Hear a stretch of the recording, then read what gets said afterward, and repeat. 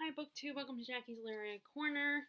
And so, let's talk some literary ramblings. Although I think I'm gonna change the name again. I mean, I'm still continue to keep literary ramblings, but instead of putting numbers, I'm gonna do like maybe whatever book I talk about the most on here on these videos. But first, I did it. I signed up for Storygraph. Now I am gonna keep my Goodreads account because before I decided, I was perfectly content with Goodreads. I did. There were things about that I didn't like. Like, I agree with people. It would be nice to have half stars because I think people's feelings about books, you can't sum with just giving it a 1, 2, 3, or 3, 4, or 5. I think feelings are a lot more complicated than that. Just because you give something a 1 star or a 5 star doesn't mean you absolutely hate the book or absolutely love the book. There might be a little bit of feeling of where you have, you don't entirely feel negative or positive feelings towards it. And then, I find it very funny when, sometimes I'll have it up all day, but I'm not necessarily there to get on it, like I have work or something. Or, I'm going to do something else, throughout the day, and I don't get back to my computer for a while, and I'll come back on there and it will say, or even when I first get on there, sometimes it will say, I'm sorry, we're over capacity on our website, we're gonna kick you out, and then until we fix the problem. I just find that hilarious. But in the end, the things that, those annoyances didn't bother me as much as some people, Daniel Green has a very entertaining video where he points out the flaws of Goodreads and how he doesn't like using it as much. Although I don't know if he still has an account or not. I think some people like me still keep their Goodreads account, but they use somewhere else. And the other thing is, I didn't think it was worth spending $9.99 or $12.99 just to subscribe to a site so you can keep track of your reading and look up other books that you're interested in. When I can do that, I can create Word documents and Excel documents, which I already do anyway, where I keep track of my reading, and then I can look at other sites. My mom uses Amazon for a lot of her shopping, and so I can always go to Amazon. I don't think it's worth spending the money. I wanted the site to be free, just like Goodreads. So that's why I kept Goodreads, because it's free. Why I've stuck with it as long as I have, despite the minor inconveniences. I guess they weren't that bad to me, and I was cool with them. So finally, what actually made me finally decide to go and check into it and check and see if it was free, if Storygraph was free, and decide to sign up for it, was actually something I already mentioned to you guys in a previous Literary Ramblings video. I am proud to say my dad has actually it's not published yet. He has written a book, which I have yet to finish it. Actually, in all honesty, I still have to finish it. But now that I'm off again tomorrow, I'll probably go online and look at the email my mom sent me, the email copy she sent me of his book. Which, by the way, it's set during Vietnam, so it is, it's historical about coming of age story and how a young man growing up is forced to join the Vietnam War at a very young age, when he's 18, and he finds love there. So if you like your history and you like romance, check this one out. It's a mixture of both. But I am a little biased to my dad, but I do believe he's a good writer. He's been writing for his job for a long time, and we'll go over other people's writings as well, and has been mine and my sister's editor. Not literally, he's not an editor, but I usually have him look at my papers, so I think he's a pretty good writer. But anyway, so we were thinking about, where could we get his book publicized and get people to check out his book, and I suggested Goodreads because I still use it and I like it, and I use it to decide if I'm going to buy a book. I'll read the summaries. I don't just look at the average rating I also actually read the summary, the reviews of the book. So he did what any normal person would do, looked up reviews of the site, and of course, lo and behold, the first thing he comes across is an article saying why this person hates Goodreads. And I don't know if it was said hate, but they do not like, why they don't like Goodreads. And one of the first things that my dad read was about how Goodreads people are really brutal to authors when people publish books, and people can be really mean about it, downright, bitchy about it. And and yes, there are some where if I don't care about the book or don't like the book, you really don't like the book, then yeah, I admit those reviews can be very funny and entertaining. But this is my dad's debut, his first novel, and he already wants to write another one. So he wants this one to do well. So I know constructive criticism is good, but on Goodreads, it's not always constructive criticism. It's more wanting to make, bash the book and tell how much you hate it. Like the Goodreads reviews for 50 Shades of Grey are downright hysterical. Now, my dad is not, his book is not, obviously not like, it's not like 50 Shades of Grey. I mean, it has, of course, it's about a young man, so of course it's gonna have, like, all the adult content, but it's not, and then there's a war going on, so it's not sugar-coated from what he's implying, because I haven't read that part. I do know it's coming, but I haven't actually read it, so I don't know but so it's gonna have that kind of stuff, but it's like it's not like kinky sex kind of stuff or like whatever was 50 Shades of Grey. So he wants it to, but anyway, he wants it to do well for the first time around. I mean, and you can't really blame him for not wanting to put it on Goodreads because of that, or at least wait until this book succeeds and sells and makes money. And like I said, sometimes the meanness of reviewers on Goodreads can be unnecessary and downright brutal, and sometimes it's a little unfair. Like, even if 50 Shades of Grey has some issues and it's questionable, I do feel bad for E.L. James because she actually put in the effort to write this book. It was something she cared about. It was a passion project for her to, or I should say, technically write this fan fiction that became a book. And it sold, it did really well. So it's like, so I can feel bad for her, even if it is, even if it's disturbing and something I want to read. She worked hard on this. Yeah, it's fan fiction, but either way, she still worked hard. It's not easy writing, whether it's fan fiction or not, whether you're being original or doing something where you're writing your own version of your favorite show or movie. It's still a lot of work and a lot of effort put into it. If you don't read fan fiction, I feel like you can't really say, I feel like you can't really judge fan fiction if you don't read it and don't put in the effort. And I'm not talking just the trashy, bad stuff. I'm talking about all fan fiction.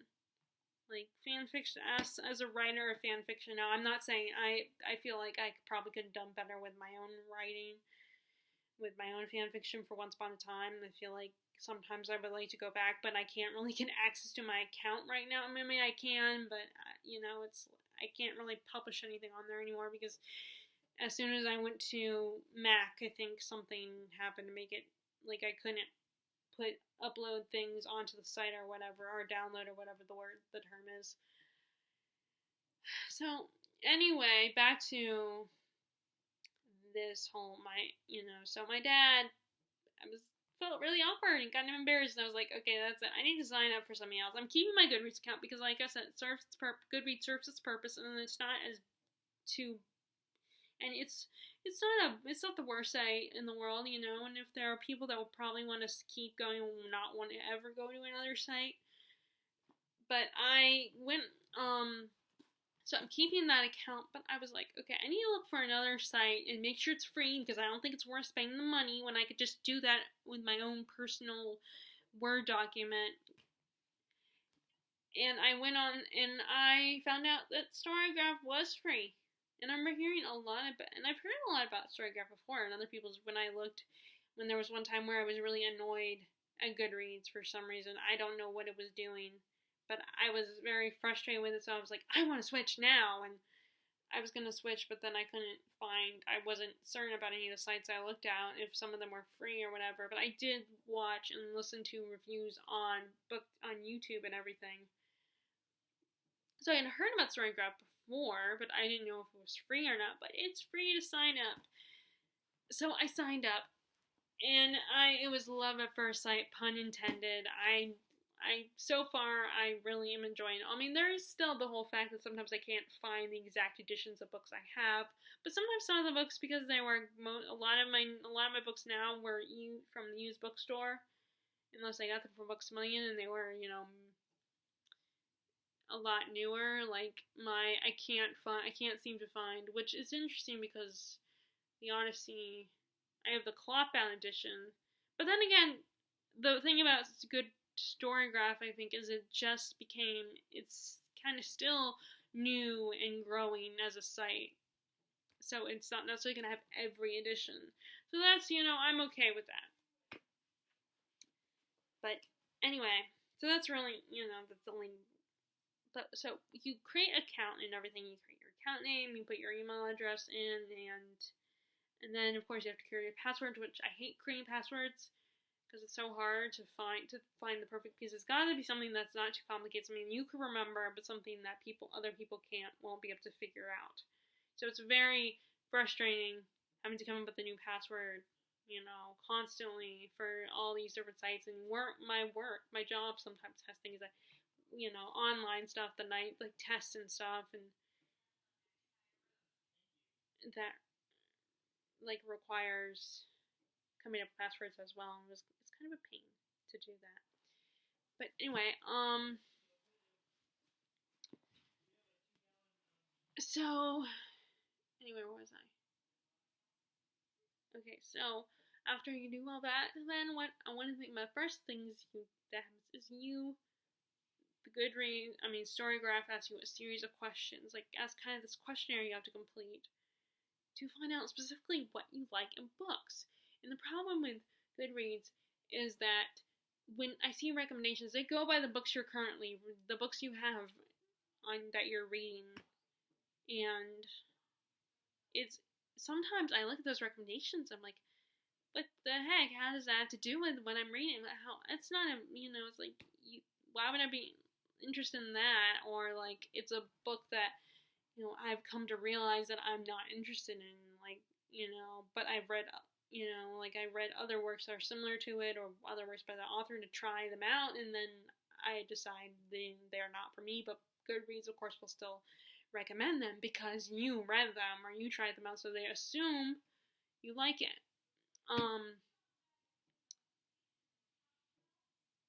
But with Storygraph, it's asking for specific things. Like first you list and you can go up to only up to 4 genres, 4 of your favorite genres. And then after that, then it will ask like all the different, and then you can list as many as you want of the genres, or what you don't like in books, what genres you don't like, but you're not interested in. You can go as much as you. So I had a lot in there. So maybe I'm not as versatile as I thought I was. But anyway, so you can list as many as you want there, and then it will ask, and in between that, it will also ask basically like, what specifically are you into? Are you into good writing? Do you what things in books do you value most? Good writing, character development, do you want a predictable plot? Do you like, all these different things they ask, you mark off which ones you like. So it tries to figure out exactly what you like specifically, going by the details of what you're into. Because with your love for books are subjective, and just because you like you may like one author's work does not mean you're gonna like all of it, or just because you like this story does not mean you're necessarily gonna like that genre all the time. And sometimes, like Murphy Napier, I remember a while back, and I think she was inspired to do this by someone else, but I don't remember which booktuber, but I remember Murphy Napier did a video on where she talked about where books that she's a hypocrite on, where normally she doesn't like that kind of thing, but there was one book that did it right for her. And I feel like that's the thing about, that's the problem, is that you can, sometimes you think you don't like this genre or this type of story or whatever, but then there's that one book or one or two books, like there's a few of them that you actually like, so you come to realize maybe I don't like, it's not necessarily that I don't like the genre, but it's a specific version of that genre I like.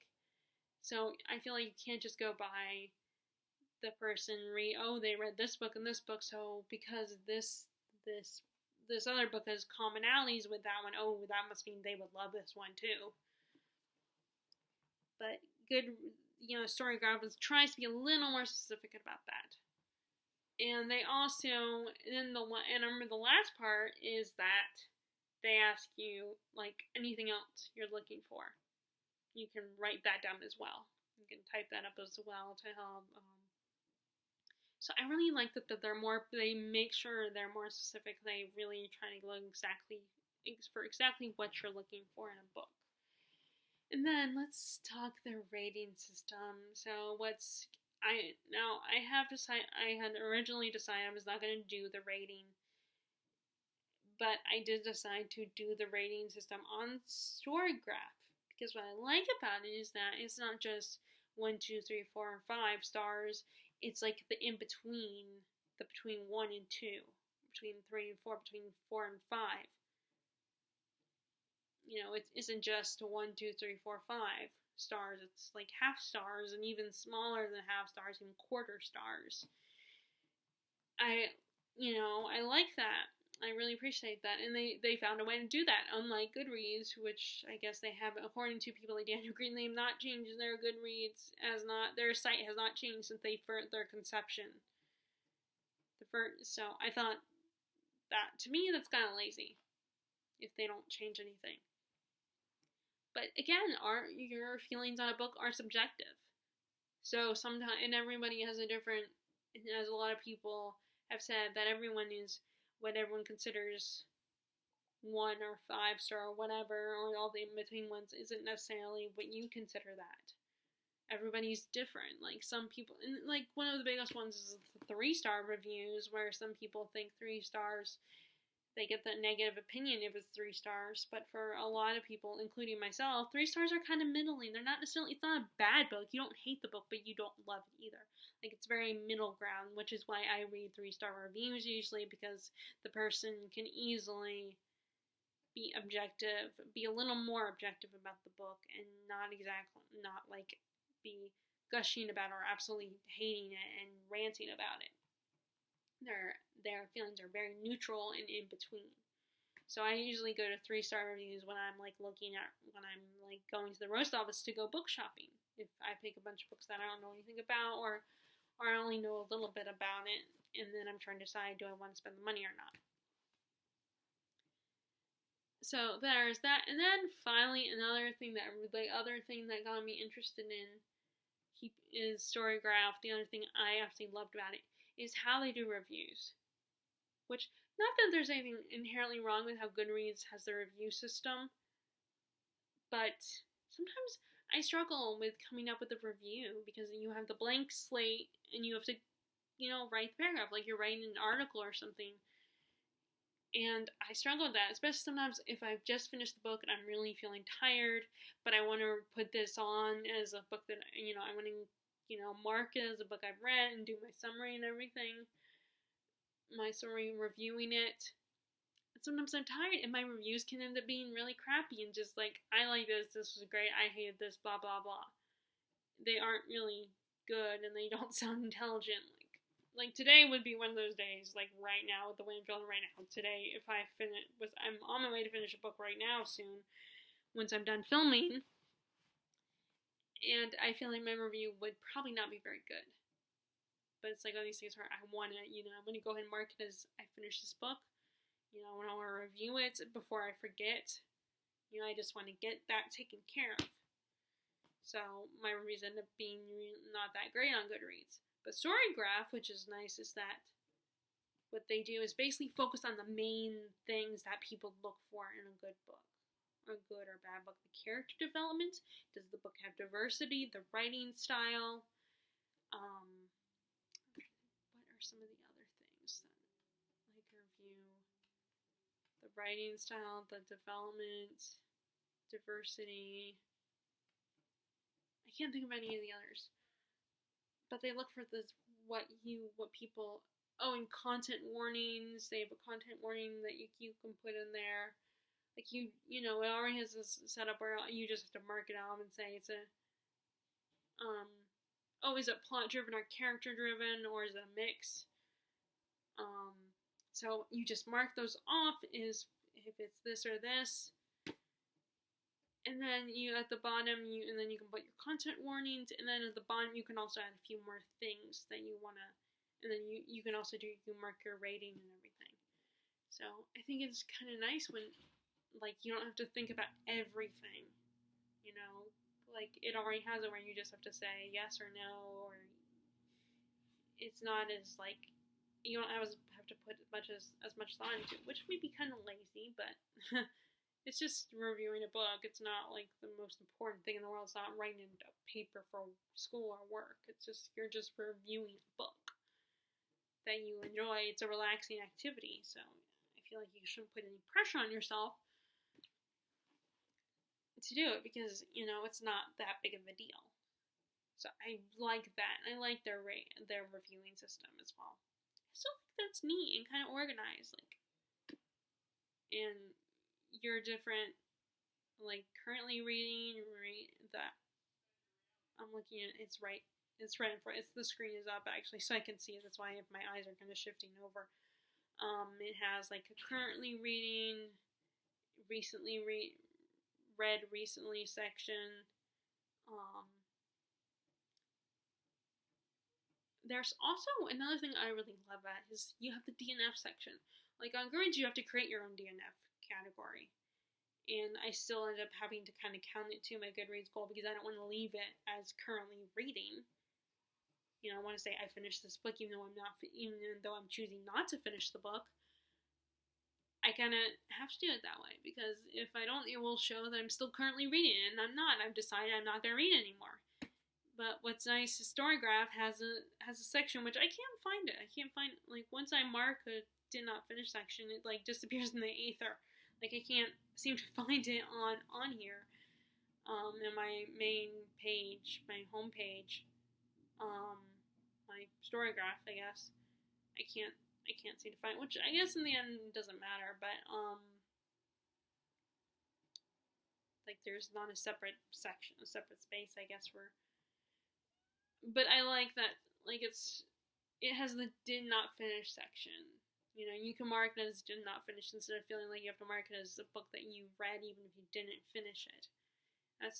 So I really like that as well. I like how you have a separate, you know, I didn't have to create a separate DNF section or include that as a, you know, finished even though I didn't finish it, even if it's a DNF.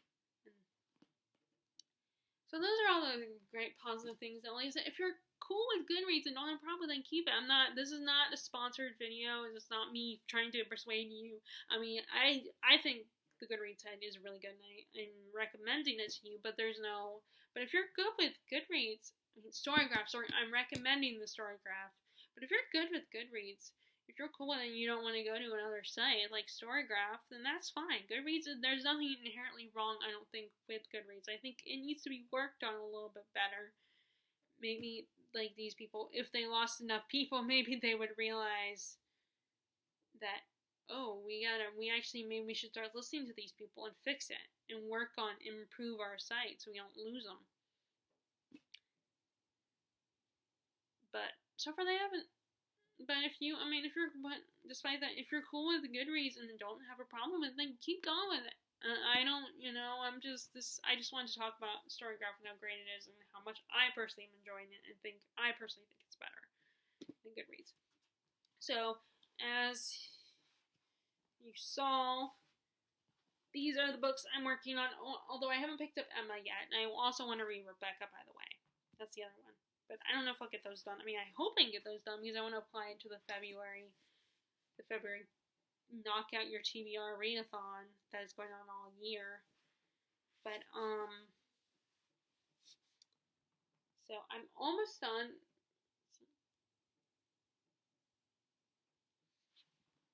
I'm almost done with Baptism of Fire. I'm on the last chapter, but like with A Deadly Education, the chapters are very, very long. But the difference between A Deadly Education and this one is I am actually enjoying this one. A Deadly Education was, I was not enjoying it. I liked it for a little while, and I wanted to get to find out what was happening, but it was like, after a while, I was like, I'm done with this. I was right in the second to the last chapter when I finally decided to DNF it, which that happened to me before with some other books as well. I can't think of the other ones, but which is funny because, like, first of all, I was so close to the end, so maybe I could have finished it out or whatever, but I was just like, no, I can't do it anymore. I can't be in this character's head anymore. She annoys me so much. I hate her so much. Well, although I can't say hate because I feel like that's a strong word. I did not like her. I'm fine with unlikable characters, but if I'm in their head all the time, which it was in first person, then it's like, I can't. Like, because Emma's a selfish, vain character, but it's also not in first person narrative, so first person POV, so it's like I'm not in her head all the time. I'm with all these other characters as well. And it was very confusing. There were times I got a little lost. I didn't know what was going on. Like, I'm fine with stories where they just throw you in. Like, I enjoyed the 5th season, and I don't know if I'm going to continue with that series or not, but I enjoyed that, and that one kind of threw you in there. It didn't really explain anything. And the same thing with Guardians of the Moon, but it helped that I wasn't with that unlikable, annoying character for, I wasn't in their head 24/7 throughout the whole book. But anyway, anyway, let's get back to Baptism of Fire. So, like most people, I think I prefer Baptism of Fire over... Oh, why are books so slippery? Like, it's so annoying. It's like, I've always thought that, I've come to realize lately that paperbacks are just as slippery as hardbacks, but I think it's just the material that... So, anyway... Like I said, a lot has gone. The core group of characters, Geralt, Yennefer, Ciri, Dandelion, are all separated from each other. Well, Dandelion and Geralt are still together, but Yennefer is MIA. They don't know where Ciri is. In the last book, she made some new friends in the last book, so she's still with those new friends. And but Geralt is just as stubborn as ever. On the one hand, when I'm seeing Geralt not completely in Geralt's head, but like from getting his point of,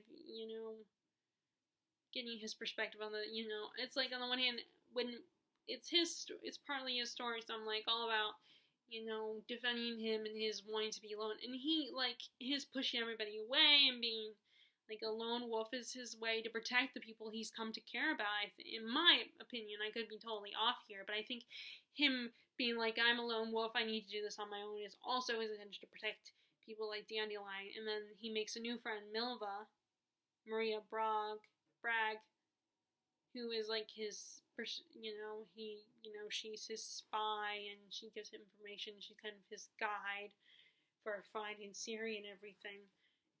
And I feel like he kind of likes her, not in a romantic way. He's all about Yennefer and everything, but he, respects her and considers her a friend. And I think it comes from a place of caring about him, that he pushes them away and is like, I'm better off alone. I think it's more than just, oh, you guys hold me back. He just does too much of a good job at making them think that. Although I could be totally wrong, and he might feel that way. Like, I might be saying, it's like my psychoanalysis of him might be totally off. But I'm essentially really close to like I said, on the last chapter.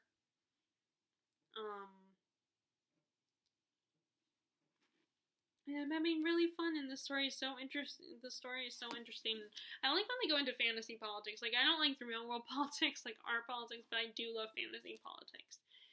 And especially, like, there's this whole thing about the sorcerers and trying to figure out what they're going to do to protect magic. And should they get involved in the war or not, kind of mentality. Like some of them don't think it's any more business to get involved in the war, and some of them do, which ironically, now that I think about it, it makes me think of Vietnam a little bit, and how I think a lot of people felt like it was not our place to get in the middle of the war. But some people thought it was necessary, we should get in the middle of a war. So it was kind of the same thing. But anyway, so like I said, where the sorcerers are debating that. Although we spent most of the book with Geralt, but then we do go back between Geralt and Ciri. And what's cool is that Ciri and Geralt are bonded to each other through their dream. You know, they have a strong bond, so they can dream about each other and what each other is doing. And that's kind of how we find out what's going on with Ciri, is through Geralt's dreams. So I feel like it's a clever way to, is just jumping to where we're all of a sudden now we're with Ciri. You can, the transition is a little more natural and easier, because it's like, oh, this is a dream. I mean, it's still a little, off-putting, a little like, what's the word? Someone recently used this in a review of a book. But anyway, it's a little, it can be a little off-putting, but, once you're used to it, I think that, I'm cool with the writing. So I'm going to try to read as much as I can. I don't know if I'll get this done tonight, but I do have a weird thing about where I don't like finishing a book as I'm going to bed. Like, as soon as I get in bed, I don't like to finish it, because then I end up feeling I'm on this high because I just finished this great book and I have all this energy, but then I gotta go to sleep. Like, that's what happened with the last Caraval book, in the book finale, where I'm like, all of a sudden I chose, because I was like, I had to finish this, but then I was on such a high excited when I did, and my mind was racing. It was like I couldn't go to sleep. So I'm I'm gonna finish that. I might finish this tonight. I don't know. I'll see what happens. But I could probably finish this tonight if I'm motivated enough. But anyway, I haven't started Emma yet. So, but I know the story really well. I know what's gonna happen. Because I listened to the audiobook, and I've seen bits and pieces of the Gwyneth Paltrow movie, and I haven't seen the new version yet. I still have not, but I do want to see if I can get that one off Netflix or something, or look for it on TV or something. Which I know it's been on TV because I've seen it. I just think when it was on there, I didn't feel like watching it, or I was in the middle of it, so I didn't feel like. I think it was that one. It might have been the Gwyneth Paltrow one. I don't know, but which, by the way, I ordered another vintage edition of a book, of a classic, one of the Russian ones, because I wanted to have at least a few vintage editions of, like, the classics of some, not all of them, but some of them, a few of them. So, although it's interesting that these are they're also, like, it's in there now, these are different sizes, while you have the Russian ones are a little bit taller. Like, I didn't realize how small this was, and, until I opened the packaging, bought it, and looked at it, and realized it was kind of small. So I don't have much to say about, I don't have anything to really say about Emma. So, and then, like I said, I want to try to squeeze in Rebecca as well this month. And then finally, I decided, even though, Sally Larissa, she said, oh, just look at a recap, which I did. I watched Jay from Capturing Words recap of the first book, Way of Kings. And Larissa was saying, well, then just watch the recap, and that way you don't have to start over. But but the funny thing is the opposite happened, where instead of, the recap, I still kind of wanted to, I gave into my desire to start it from the beginning and reread it from the very beginning. So, but I want to stick with it, because I'm going to make sure I stick with it and actually finish it soon, because I want to, I signed up for, on Storygraph, I joined a challenge, which is the Brandon Sanderson challenge, and it's basically reading, this whole series, or what's out there of this series. And I think a fourth book just came out, or he's working on a fourth book. Like, it's almost ready to come out, I think.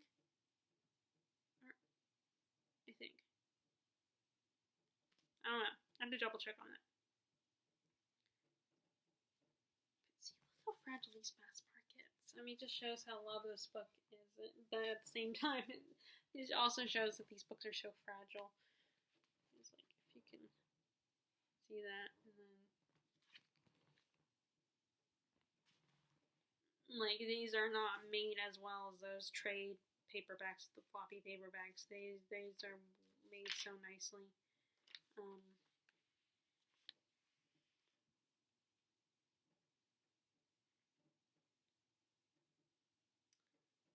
But I need to, and then I also want to reread. I want to reread some of his other books as well.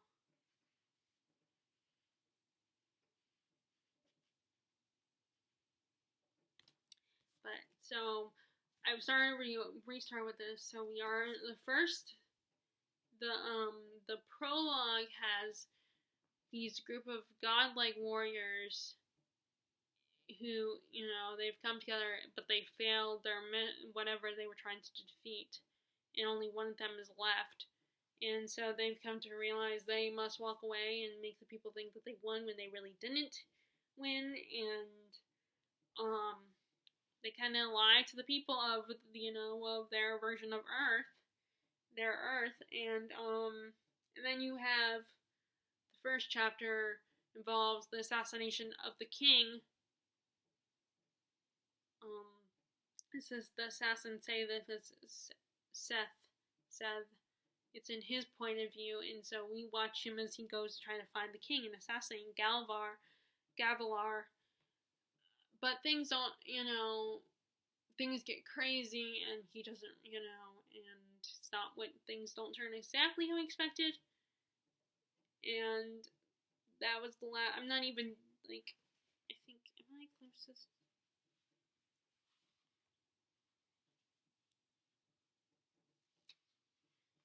I think I finished that, and then we go to 5 years later after that event, and we're with this guy's son he's a young man, probably a young man and probably 18 or whatever, and he's worried because they're in the middle of the what I believe is the Shattered Plains, and I only because I remember that from the first time I started to read this book. I think, and he's afraid. He keeps saying, I'm going to die. But then this older soldier, Dalit, is trying to calm him down and ease him and is like, no, you're not going to die. Kaladin will take care of you. He's the leader of our group. And I know that Sam, when he meets Kaladin, he's a little surprised because he's not, like, I think he expected an much older man. But Kaladin, from what I remember, is still pretty young, like probably my age, or maybe even younger than me. I think he is younger than me. I think he's in his 20s. So, and I already reading this. I do remember some of the stuff, like not exactly this, but I know where it's leading up to, and the Bridge 4 stuff and everything. So I remember that. But like I said, I feel like I wanted to reread again because I felt like I didn't really take it all in. And when I first read it, we were on a plane and we were going to that's when we were going on our cruise in 2019 or 18. So I think it might have been 2019, the summer of 2019. We were going on our cruise, so I read it on the plane, and then I brought it with me on the cruise, but then Terry was with us, so I didn't get a lot of reading done whenever, by the time we got to bed and stuff, I was so tired, and she would, so it was like, we never got around to, it was so weird that being on there, like, because it wasn't like,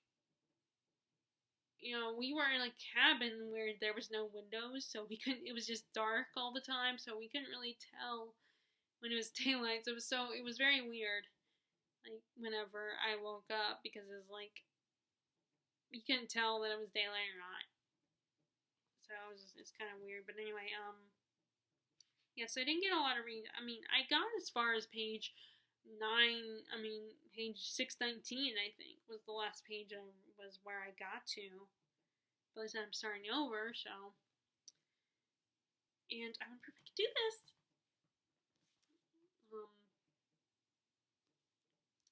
And this is more exciting, so it's a little more exciting than, like, you know, I mean, like, kind of Monte Cristo is exciting, but it's exciting in a different way. Like, it's a little slower with the excitement, a little more steady and stuff.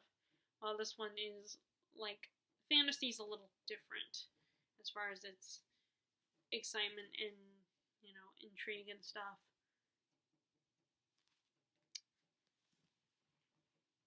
So, okay, so that's what's going on. Okay, so when I'm finished with filming this, I'm gonna read, go ahead and read the last chapter, or as much as I can before, you know, I was like, it's dinner time, of, Baptism of Fire, give my review on Storygraph, and I'm gonna wait and give and then I feel like, I don't know what I'm gonna do because I'm just really tired right now, and I might want to wait until tomorrow before I don't know, I might try, because I can't just leave it blank. I'll feel guilty just leaving it blank, even if it's only a few hours until the next morning before I write my review on Goodreads. But anyway, so I'm gonna finish that tonight. Either way, that's what my plan. But plans can change, of course. The good news is I'm off tomorrow, so I don't have to get up early or anything tomorrow, thankfully. And I do have to go to work on Sunday, but I'm off Monday and Tuesday, which will be nice. It'd be nice to have 2 days off again. So anyway, okay, so if you guys like this video, be sure to give it a thumbs up. Click subscribe if you haven't already. Click the bell notification to be notified when I post new videos. Continue to wear your mask. Wash your hands. Use hand sanitizer. Cough into your elbow. Stay 6 feet apart from people. And be kind to everyone. Or do your best, because I know people can get annoying at times. So I will talk to you all later. All right. Bye.